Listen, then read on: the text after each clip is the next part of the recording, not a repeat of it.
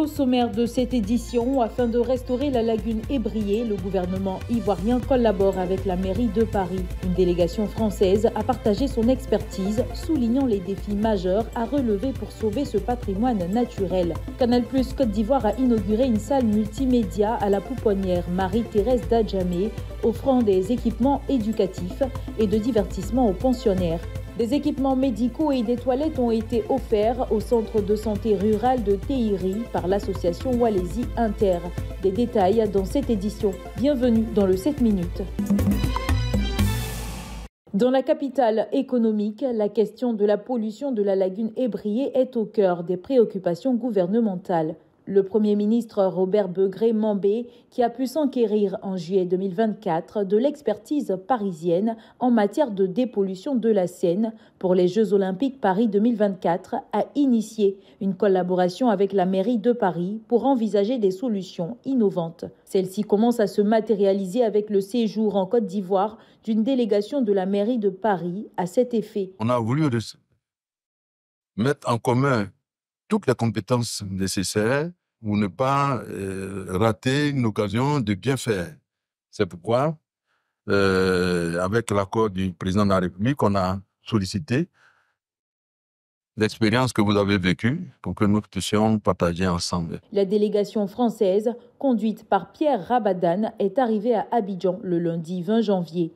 Elle a partagé son expertise dans l'amélioration de la qualité de la Seine et son observation quant à la situation de la lagune. J'ai pu constater une volonté politique très forte de changer et de faire évoluer notamment l'état actuel de la lagune.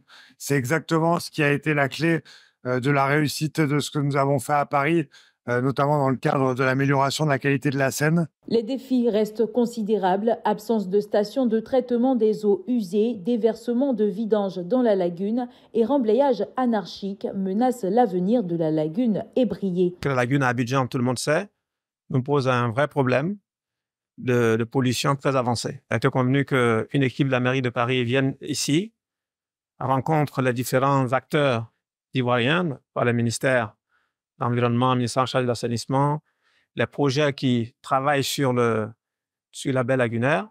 Les équipes techniques vont continuer les échanges techniques pour nous inspirer de ce que Paris a réussi à faire pour la Seine. Lors d'une visite en bateau, les participants ont mesuré l'ampleur des dégradations du plateau à Yopougon en passant entre autres par le canal d'Orange, Anoumabo, Biafra. 561,242 milliards de francs CFA. C'est le montant du chiffre d'affaires provisoire enregistré par la Loterie nationale de Côte d'Ivoire. Sur ce montant, 288,19 milliards de francs CFA ont été redistribués aux gagnants, tandis que les partenaires ont bénéficié de 48,65 milliards de francs CFA en commission. En outre, 6,75 milliards de francs CFA ont été investis dans des actions sociales. Entre autres activités menées en 2024 par la LONASI, l'on enregistre le lancement de PayMe by LONASI, l'inauguration des agences de billetterie et Yamoussoukro. L'entreprise est en très bonne santé et dans une dynamique qui impose positivement les conditions de vie des agents, dont l'amélioration est une préoccupation majeure pour le DG. Il nous appartiendra d'enrichir ce travail par des réflexions fécondes en vue d'approfondir les sillons tracés depuis quelques années, grâce notamment au plan stratégique de développement 2022-2025. Pour 2025, la LONASI vise un chiffre d'affaires ambitieux de 629,1 milliards de francs CFA et prévoit l'élaboration d'un plan de développement stratégique 2026-2030 pour consolider sa croissance. Coupure du ruban de la nouvelle salle multimédia de la pouponnière Marie-Thérèse Houphouët-Boigny d'Adjamé. Cette infrastructure, équipée d'une offre télévisuelle spécifique, une bibliothèque, des vivres et des non-vivres à la cinquantaine de pensionnaires, est une initiative de Canal+ Côte d'Ivoire. Je remercie toutes les équipes qui ont travaillé à rendre possible cette cérémonie, ainsi que toutes les personnes qui ont bien voulu faire le déplacement pour nous aider à égayer un peu plus la vie de ces petits enfants. À travers cette initiative, le groupe médiatique réaffirme son engagement envers l'éducation et le bien-être des enfants, d'où son projet Orphée, d'où est issu ce don.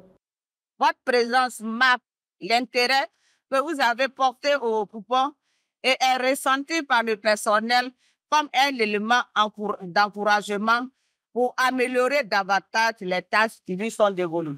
On a plus de 200 orphelinats avec lesquels nous avons des conventions sur 15 pays et il y a plus de 21 000 enfants qui sont touchés par orphelin. Le but, c'est de revenir, leur proposer des activités culturelles innovantes, du spectacle, de la danse, de la culture, du dessin, pour que ces enfants puissent, après la télé, découvrir d'autres formes de divertissement grâce à Canal qui va les accompagner, on espère, toute leur vie. Canal+ Côte d'Ivoire, par cette initiative, prouve qu'elle reste un acteur responsable et engagé dans le développement social et éducatif de la Côte d'Ivoire. La localité de Téhéri, dans la sous-préfecture de Bayota, reste marquée par les conséquences des élections présidentielles de 2020. Parmi les infrastructures touchées, le centre de santé rural, essentiel pour les populations locales, a subi des lourds dommages. Pour améliorer les conditions de soins, l'association Walesi Inter a initié le projet Walesi Santé. Elle a offert des équipements médicaux et des toilettes au centre de santé de Téhéri. Vous avez vos enfants, ils sont à Abidjan. Ils sont partout. Dites-leur, Walesi existe. Qu'ils viennent avec nous. Nous étions à Téhéri pour réhabiliter l'hôpital de Téhéri.